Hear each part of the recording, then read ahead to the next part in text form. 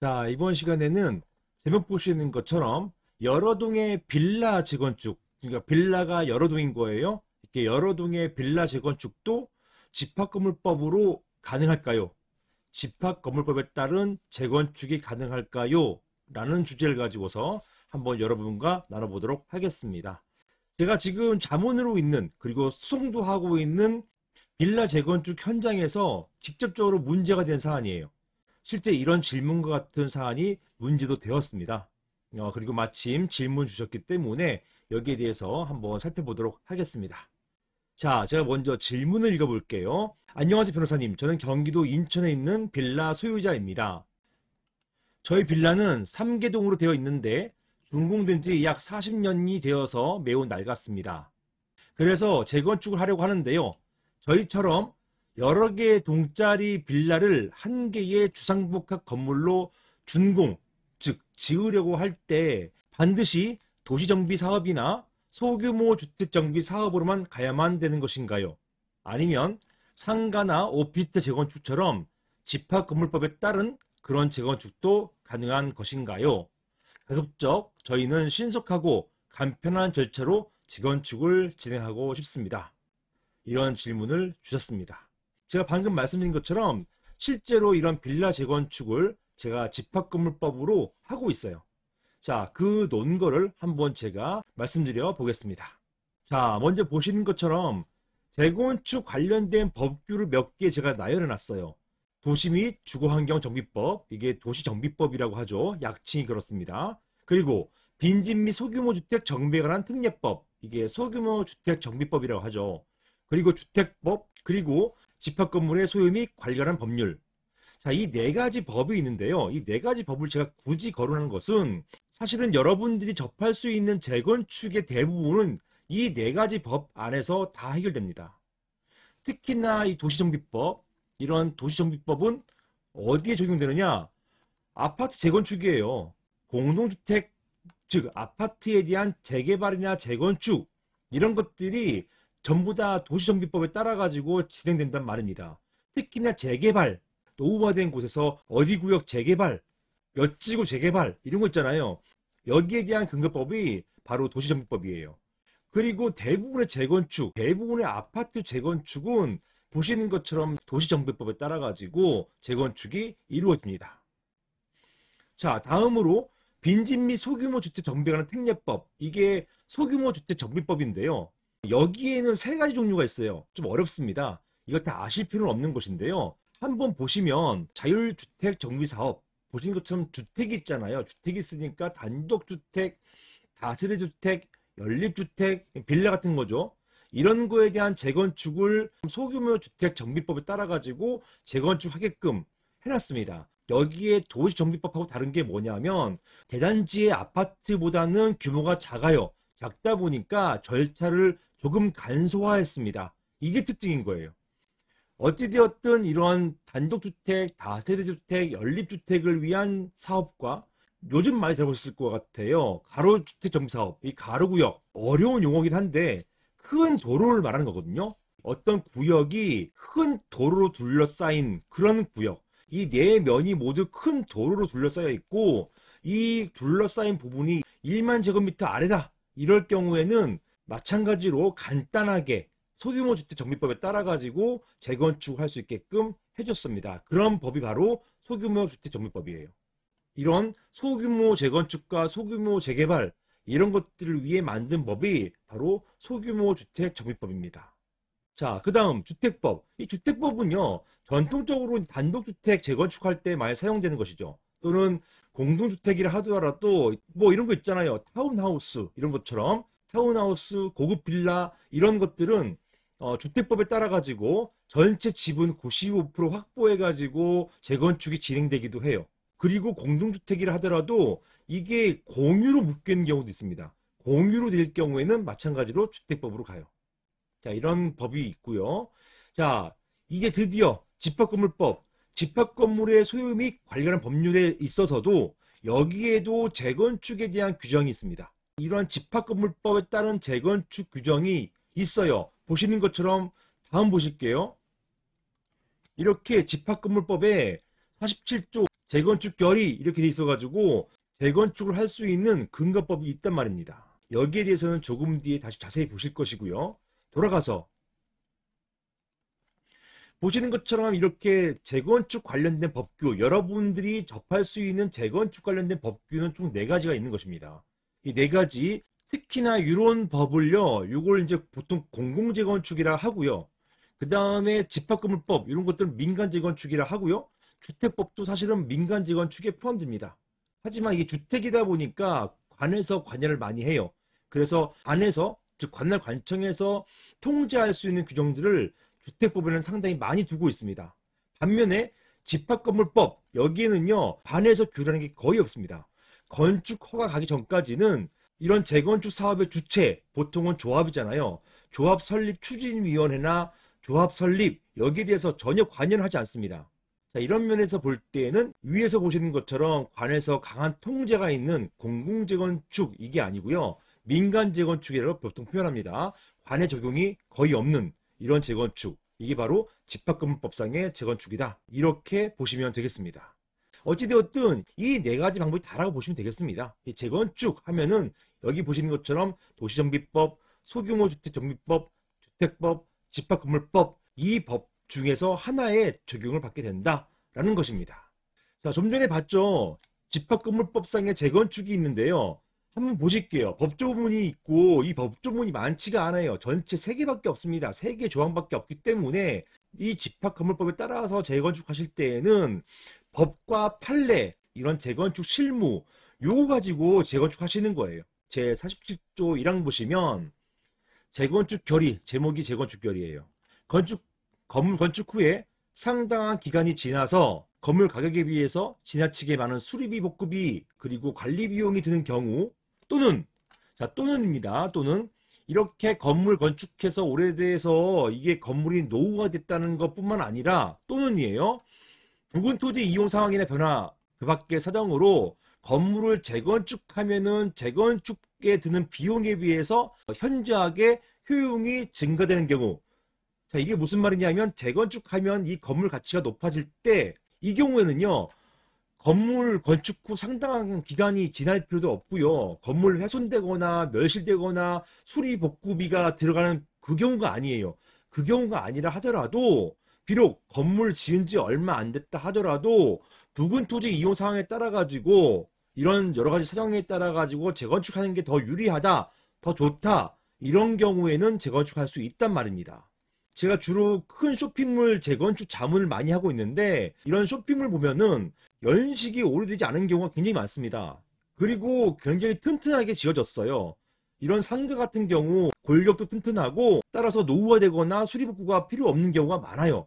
하지만 그럼에도 불구하고 요즘 재건축하려고 하는 문의가 굉장히 많습니다. 상가가 요즘 경기가 안 좋고 공실이 많잖아요. 그러다 보니까 이런 상가, 쇼핑몰 허물고 여기에다가 오피스 집어넣으려고 하는 것입니다. 또는 오피스나 또는 간혹 가다가 레지던스, 분양형 호텔 이런 거 집어넣으려고 하시는 경우도 굉장히 많아요. 전체가 상가였는데 이 상가를 최대한 줄이고 나머지 부분을 오피스나 오피스텔로 만들려고 하는 경우가 굉장히 많단 말입니다. 제가 지금 여러 군데 지금 자문하고 있어요. 규모도 상당합니다. 아무튼 이런 상가들 보면은 굉장히 견고하고 건물이 노후화되지 않았어요. 오히려 굉장히 좋습니다. 그럼에도 불구하고 요즘 상가가 굉장히 안 좋기 때문에, 경기가 안 좋고 그다음에 상가가 굉장히 가치가 떨어져 있기 때문에 이 상가를 바꿔서 가치를 높이기 위해서 재건축을 하기로 결단하는 것입니다. 이러한 근거가 바로 집합건물법 보신 것처럼 47조 제1항에 있어요. 자, 이렇게 될 경우에 관련 집회에서 건물 철거해서, 즉 재건축한단 말이죠. 그 대지를 구분수요권 목적이 될 새 건물 대지로 이용할 것을 결의할 수 있다. 즉 재건축한단 말이에요. 그 말을 이렇게 표현하고 있는 것입니다. 여기에서 이런 관련 집회 이렇게 표현했잖아요. 집회 열지 않아도 됩니다. 집회 열지 않고 서면 결의로도 가능하다. 이게 제가 받은 판례예요. 그래서 서면 결의로서 관련 집회 결의를 가름할 수 있다. 이렇게 볼 수 있고요. 이런 경우는요, 만약에 여기에 반대하시는 분이 관리단 상대로 해가지고 소송 제기하면 안 돼요. 이 경우는 이런 재건축을 추진한 재건축위원회를 상대로 또는 재건축 조합을 상대로 해서 소송을 제기하셔야만 됩니다. 자, 그리고 이런 1항의 결의, 이게 재건축 결의입니다. 재건축 결의 요건이 있어요. 그게 뭐냐? 구분 소유자의 5분의 4 이상, 전체 구분 소유자의 80% 이상과 그 다음에 밋입니다. 밋. 그리고 and예요. 구분 소유자의 5분의 4 이상, 그리고 의결권, 보통은 지분입니다. 지분이 아닐 수도 있는데요. 이건 규약으로 변경할 수 있지만 어찌됐든 일반적으로 의결권은 지분을 말하는 것입니다. 지분의 80% 이상의 결의에 따른다, 이렇게 되어 있어요. 이걸 반대로 얘기하면 구분 소유자 5분의 이상과 전체 지분의 5분의 4 이상 동의만 있으면 20%가 반대한다 하더라도 재건축은 되는 거예요. 즉 건물을 허물 수 있는 것입니다. 그리고 반대하는 20%의 소유권을 가지고 올 수 있어요. 이게 바로 매도 청구입니다. 이 매도 청구와 형성권이라고 해서 이 형성권이 어려운 용어긴 한데요. 매도 청구함과 동시에 그 효과가 발생해요. 이런 강력한, 즉 남의 소유권을 뺏어올 수 있는 이런 강력한 법이 집합건물법에 있는 것입니다. 그것을 여러분이 지금 보고 계시는 거예요. 자, 그리고 재건축 결의할 때는요, 이런 사항들, 요 네 가지 사항을 반드시 구체적이고 명확하게 밝혀야 되고 사전에 설명을 해야 됩니다. 이런 설명이 있은 이후에 그 다음에 재건축 결의를 받으셔야 되는 거예요. 그래야만 재건축 결의가 유효하게 되는 것입니다. 그게 뭐냐? 새 건물의 개요, 그 다음에 건축, 새 건물 건축에 드는 비용, 이게 이제 공사비 등등이죠. 그 다음에 구분 소유자의 분담금, 비용 분담에 관한 사항, 이런 분담금이 나오기 전에 전체적으로 사업 수지 분석이 되어 있어야 되고요. 비례율이 나와 있어야만 돼요. 그게 없이 비용 분담이 나올 수가 없잖아요. 이런 분담에 대한 사항, 물론 나중에 변동은 조금 있겠지만 그럼에도 불구하고 계략적인 것은 다 나와 있어야 됩니다. 그 다음에 새 건물 구분 소유권 귀속에 관한 사항, 즉 내가 내 건물을, 내 지금 있는 건물을 주고 새 건물을 받아야 되는 거잖아요. 내가 만약 새 건물을 대물로 받고자 할 때 그 경우에 내가 어떤 소유권을 확보할 수 있는지 요걸 미리 밝혀놔야 된다는 것입니다. 내가 1층에 101호 제일 좋은 자리 갖고 있는데 새 건물에 있어서는 5층의 꼭대기에 저 후미진 곳을 나에게 준다? 나에게 배당한다? 이런 것들 불리하잖아요. 불리하면 내가 거부해야 되는 거잖아요. 이런 것들을 미리 알고 있어야 되는 것입니다. 전혀 이런 것들에 대해서 정해놓지 않다가 막판에 뭐 추첨으로 맨 끝자리 가게 된다? 이런 것들, 갑자기 이런 것들을 얘기하면은 굉장히 피해가 가기 때문에 이런 것들을 사전에, 즉 새 건물 구분 소유권 귀속을 어떻게 한다, 나중에 추첨으로 한다, 뭐 등등 이런 것들을 미리 정해놔야 된다는 얘기예요. 자, 정리해 보시겠습니다. 공동주택, 즉 아파트, 빌라 모두 집합건물에 해당되기 때문에 기본적으로 집합건물법 적용을 받습니다. 원래는요, 이 집합건물법이 아파트나 빌라를 규율하기 위해서 만들어진 1985년도에 시행된 아주 오래된 법이죠. 당시에는 아파트를 규율하기 위해서 이런 집합건물법을 만들었다가 지정했다가 이런 아파트 같은 공동주택을 규율하기에는 집합건물법, 이 전체 66조거든요. 이게 너무 협소해요. 작아요. 그러다 보니까 이걸 구체화해서 공동주택관리법을 그 이후에 만듭니다. 그래서 아파트나 빌라 같은 공동주택은 전부 다 공동주택관리법의 규율을 받게 되는 것이에요. 하지만 그럼에도 불구하고 아파트나 주택이 집합건물이 아니란 말은 아닙니다. 마찬가지로 집합건물이에요. 따라서 여전히 집합건물법 적용을 받게 되는 것입니다. 즉 집합건물법 적용도 받고 공동주택관리법 적용도 받고 그런다는 얘기예요. 자, 어찌되었든 이런 공동주택도 집합건물법에 적용받는다. 집합건물이다. 그래서 판례는요, 도시정비법, 소규모 주택정비법 적용을 갖추고 있다 하더라도, 즉 여기에 해당돼서 여기에 따라 가지고 재건축을 할 수 있다 하더라도, 여기에 따라서 재건축을 할 요건이 다 갖춰졌다 하더라도 이와 별개로 집합건물법에 따른 재건축을 선택할 수 있다, 이렇게 보고 있습니다. 도시정비법 또는 소규모 주택정비법, 여기에 따라서 재건축하는 것도 가능한데요. 그럼에도 불구하고 집합건물법에 따라 가지고 재건축할 수도 있다. 왜냐? 이런 공동주택도 집합건물이니까 선택할 수 있다, 이렇게 보고 있어요. 이게 바로 북부지방법원에서 나왔던 판례인데 고등법원도 그리고 대법원도 똑같이 판단했습니다. 자, 또 있어요. 판례는요, 여러 개 동인 빌라 재건축 과정에서 분담금이 문제된 사안에서요, 이렇게 봤습니다. 분담금 부분 제가 뺐어요. 집합건물법에 따라서 집합건물법 소정의 재건축 결의, 이거 보셨죠? 이걸 말하는 거예요. 여기 재건축 결의.